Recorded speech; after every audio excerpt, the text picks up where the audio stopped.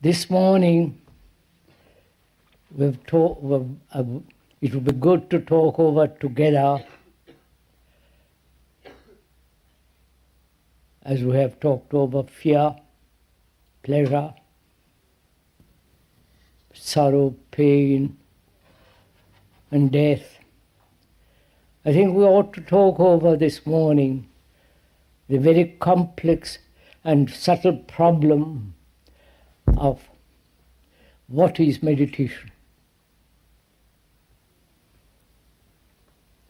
It is quite a serious issue, and perhaps some of you will kindly pay sufficient attention to what is being said, if you care to.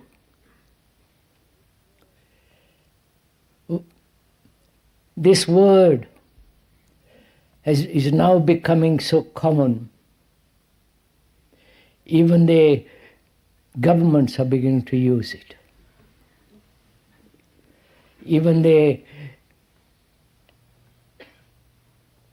people who want money are trying to meditate more to get more money. They are trying to meditate in order to become quiet so that they can do better business. And the doctors are practicing meditation because they will help them to operate properly, and so on and on and on and on.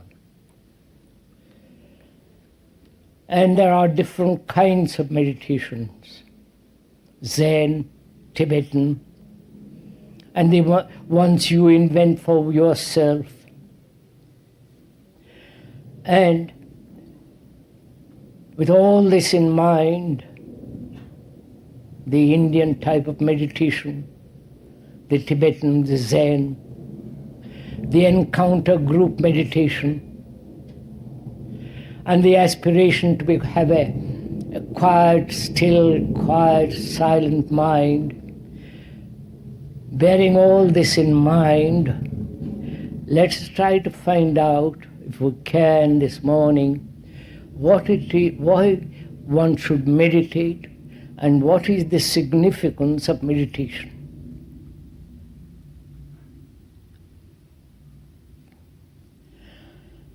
This word has been recently been popularized from India. And people go to India and to Japan and other places in order to learn meditation, in order to practice meditation, in order to achieve some kind of result through meditation. Enlightenment, better understanding of themselves, have a peace of mind, whatever that may mean, and generally they have a little peace, but not peaceful mind. And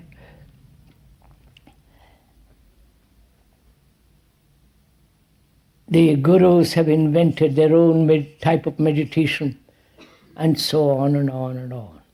Right? I'm sure you are aware of all this. And of course there is the passing fad which is called transcendental meditation.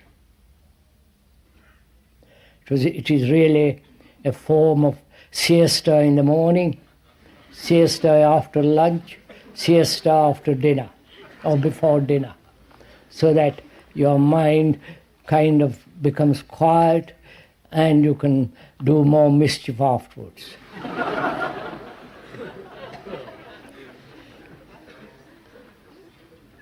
So, consider all this, the various types and practices and systems, and question them. It is good to have doubt.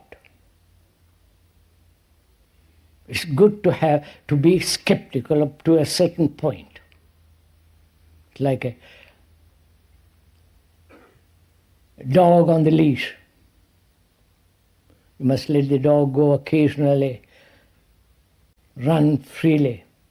So doubt, skepticism must be kept on a leash all the time, but often it must be allowed to run free. And most of us accept the authority of those who say, we know how to meditate, we will tell you all about it. So, please, we are together examining the whole problem or the whole question of what is meditation, not how to meditate. But then if you ask, how am I to meditate? Then you will find a system to meditate. The how implies a method.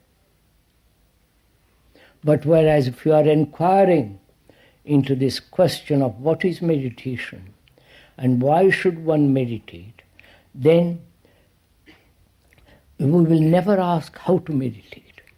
The very questioning, the very asking is the beginning of inquiry, which is the beginning of meditation.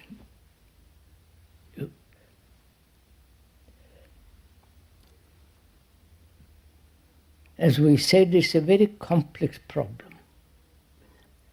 And we have to go very slowly and hesitantly, but subtly into this question. As we said during the last week, that we are investigating, that we are inquiring into it, so that you are not listening to the speaker. You are asking the question to yourself and finding the right answer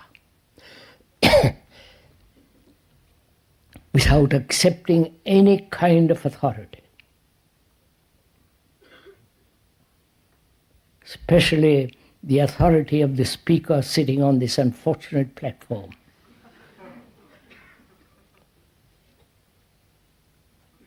It doesn't give him any authority because he sits on a platform and talks. There is no authority in so-called matters of spiritual matters, if I can use that word spiritual, in the matter of the spirit, in the matter of inquiry into something that demands very, very, very careful examination. So we are doing this together, not meditating together, but inquiring what is meditation.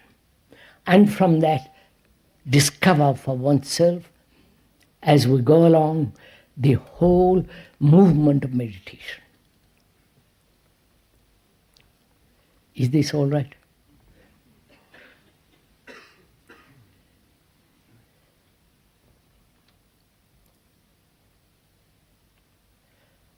First, I think one must be careful in observing that meditation is not something that you do.